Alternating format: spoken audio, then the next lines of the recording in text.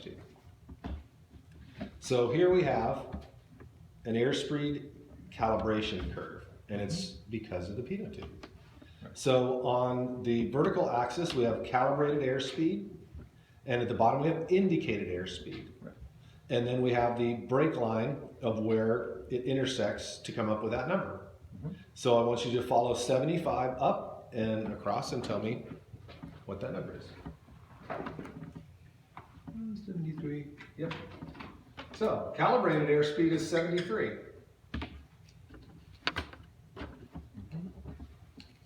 Okay.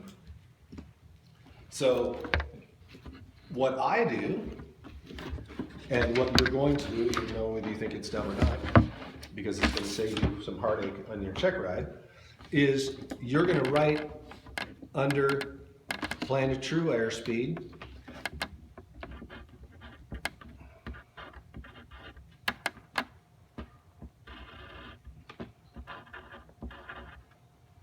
you're going to do that. And why is that? Because this is going to remind you that this is indicated airspeed.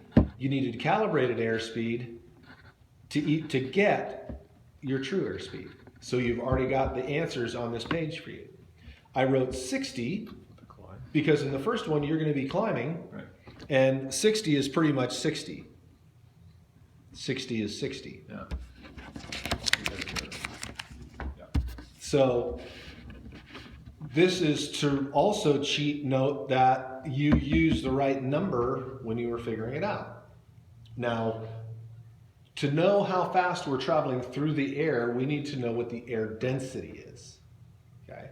So when we get to the E6B part, we will use the E6B and we will line up our pressure altitude and the temperature, and we'll line those up over each other. It's temperature over pressure, altitude. We'll read calibrated airspeed. On the other side of the WYSI wheel, it will have our true airspeed, and then we'd write that in.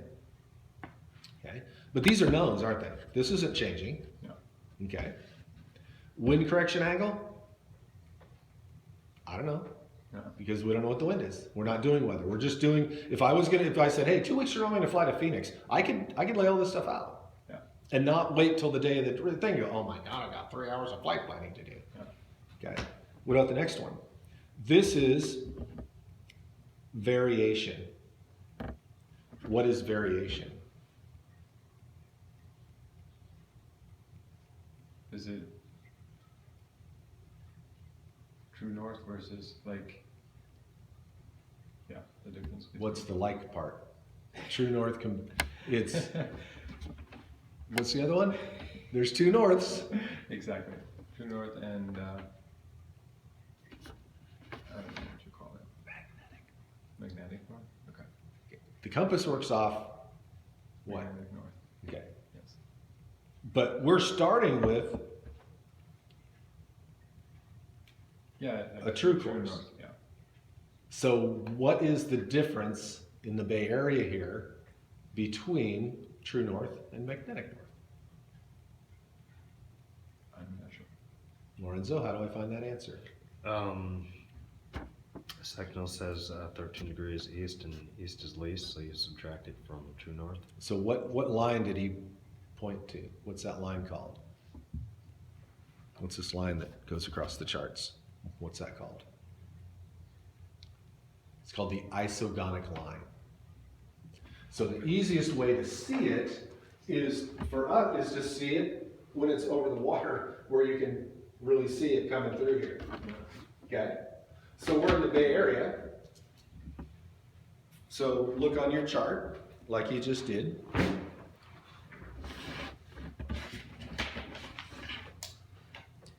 There's one going right through the Bay Area. What's it say? 13 degrees, 45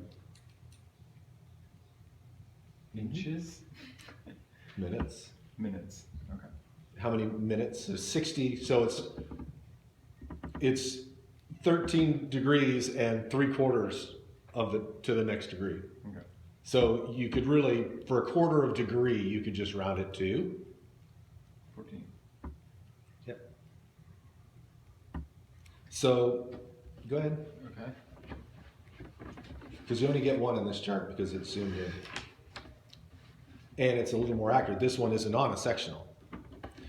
Look at what would it say on a sectional?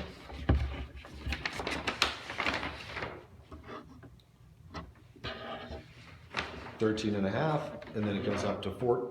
So look, it goes up as you go. This is 13.5, and this is 14. So here's 14, and here's 13.